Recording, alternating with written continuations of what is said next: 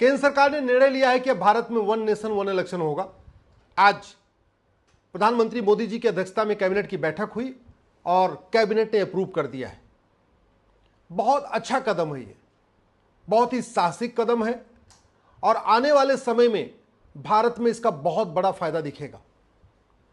One nation one election कोई rocket science नहीं है।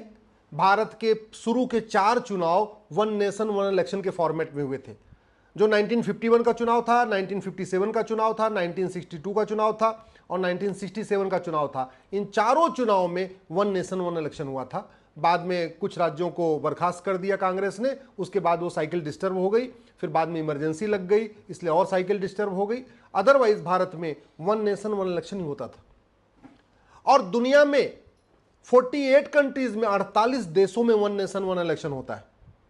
Albania, Argentina, Austria, Belgium, Bosnia, Brazil, Bulgaria, Colombia, Cyprus, Finland, France, Germany, Greece, Hong Kong, यहां पे one nation one election होता है। Hungary, Italy, Japan, Malaysia, Mexico, Poland, पुर्तगाल, Romania, रूस, Spain, Sweden, Switzerland, Thailand, Turkey, Ukraine, ऐसे 48 देशों में one nation one election होता है। तो ऐसा नहीं है जो लोग भारत में विरोध कर रहे हैं कि वो गलत विरोध कर रहे हैं। पूरी दुनिया में हो रहा है, दुनिया के 48 देशों में हो रहा है और भारत में भी वन नेशन वन इलेक्शन होता था। फायदा जो सबसे बड़ा फायदा ये होगा, समय बचेगा। जैसे ही इलेक्शन आता है 1 महीने पहले से टीचर की ड्यूटी लग जाती है, पुलिस की ड्यूटी लग जाती है और भी सारे डिपार्टमेंट जो भी गवर्नमेंट के डिपार्टमेंट है उनके C ग्रेड D ग्रेड की पूरी ड्यूटी लग जाती है।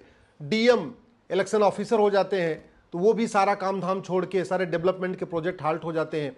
मॉडल कोड ऑफ कंडक्ट लगने के कारण कोई नई योजनाएं शुरू नहीं हो सकती हैं। जो योजनाएं चल रही होती हैं इनफैक्ट वो भी रुक जाती हैं एक तरीके से, क्योंकि पूरा प्रशासनिक अमला, चाहे वो तहसीलदार हो, चाहे पेशकार हो, चाहे थानेदार हो, चाहे वो हवलदार हो, चाहे वो कलेक्टर हो, चाहे कप्तान हो, चाहे ADM हो, चाहे SDM हो, सब के सब इलेक्शन के मोड में रहते हैं। 1 महीने तक पूरा का पूरा जो जन कल्याण का कार्य है वो भी रुक जाता है, जो डेवलपमेंट का कार्य है वो भी रुक जाता है।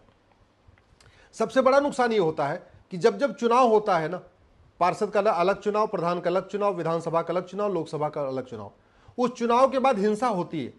तो अगर मान लें कि अभी ये वन नेशन वन इलेक्शन हो जाएगा तो हिंसा रुक जाएगी। अभी अलग अलग जो चुनाव होते हैं ना, पार्षद के, प्रधान के, विधानसभा के, लोकसभा के, उसमें हिंसा बहुत ज्यादा होती है। कालाधन हवाला का खेल रुकेगा। आपको पता है कि कोई भी चुनाव आज की डेट में ईमानदारी से हो नहीं पाता है। पूरा कालाधन, भ्रष्टाचार, हवाला का खेल चलता है। अभी ये खेल हर साल चलता है। किसी साल पार्षद का चुनाव होगा, अगले साल फिर प्रधान का चुनाव होगा, अगले विधानसभा का होगा, फिर लोकसभा का होगा। तो हर साल ये ब्लैक मनी का खेल, मनी लॉन्ड्रिंग का खेल चलता रहता है। वन नेशन वन इलेक्शन होने से वो भी रुक जाएगा। मुफ्तखोरी जो बार बार घोषणा की जाती है, मुफ्तखोरी पे भी लगाम लगेगी। सामाजिक समरसता आएगी। जाति का जहर रुकेगा, क्योंकि चुनाव के पहले आप देखिए जाति का जहर बहुत घोला जाता है, भाषा का जहर घोला जाता है, क्षेत्रवाद का जहर घोला जाता है, मजहबी उन्माद फैलाया जाता है। तो जब वन नेशन वन इलेक्शन होगा तो ये जातिवाद, भाषावाद, क्षेत्रवाद, अलगाववाद, जो ये जहर घोला जाता है, ये भी कम से कम 5 साल में एक बार घोला जाएगा। यानी 60 महीने में से कम 55 महीने शांति रहेगी। चलो बाद के 3-4 महीने है थोड़ा ठीक है, जाति, भाषा, क्षेत्रवाद चलेगा, लेकिन जो अभी हर साल चलता रहता है वो रुक जाएगा। 1983 में इलेक्शन कमीशन ने कहा था वन नेशन वन इलेक्शन होना चाहिए। 1999 में लॉ कमीशन ऑफ इंडिया ने कहा वन नेशन वन इलेक्शन होना चाहिए। 2015 में पार्लियामेंट स्टैंडिंग कमेटी ने कहा वन नेशन वन इलेक्शन होना चाहिए। तो बहुत फायदा है, इसीलिए मैं इसका स्वागत करता हूं।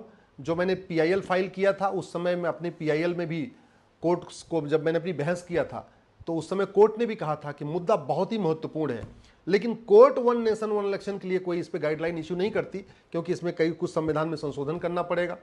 विधानसभा का टेन्योर, कुछ विधानसभाओं का टेन्योर बढ़ाना पड़ेगा, कुछ का घटाना पड़ेगा। तो इसलिए ये काम सरकार का है। कोर्ट ने ये कहा कि आपकी जो PIL है बहुत अच्छी है, मुद्दा अच्छा है, होना चाहिए वन नेशन वन इलेक्शन, लेकिन कोर्ट इसमें कुछ मदद नहीं कर पाई। तो उस समय मैंने कोर्ट से रिक्वेस्ट किया था कि हमारी पिटीशन को आप सरकार के पास भेज दीजिए एज ए रिप्रेजेंटेशन, गृह मंत्रालय, कानून मंत्रालय के पास, इलेक्शन कमीशन के पास। तो उस समय हमारी PIL वहां पे ट्रांसफर हो गई थी।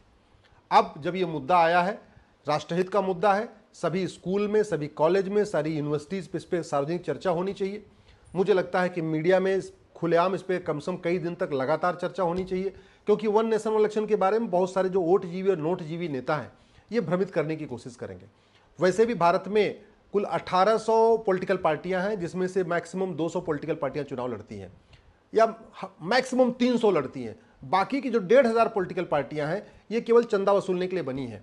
ये 1500 पॉलिटिकल पार्टियां 1800 में से जो 1500 पॉलिटिकल पार्टियां हैं ये केवल और केवल ब्लैक मनी को व्हाइट करने के लिए बनी है। उनको चंदा वंदा नहीं लड़ना है। अभी उनको फायदा यह है कि जितनी बार चुनाव होता है उतनी बार वो चंदा लेती हैं और ब्लैक को व्हाइट करती हैं, ब्लैक मनी को व्हाइट करती रहती है, तो उनका पूरा बिजनेस चलता रहता है। वन नेशन वन इलेक्शन हो जाएगा तो 5 साल में एक बार चंदा मांगेंगे।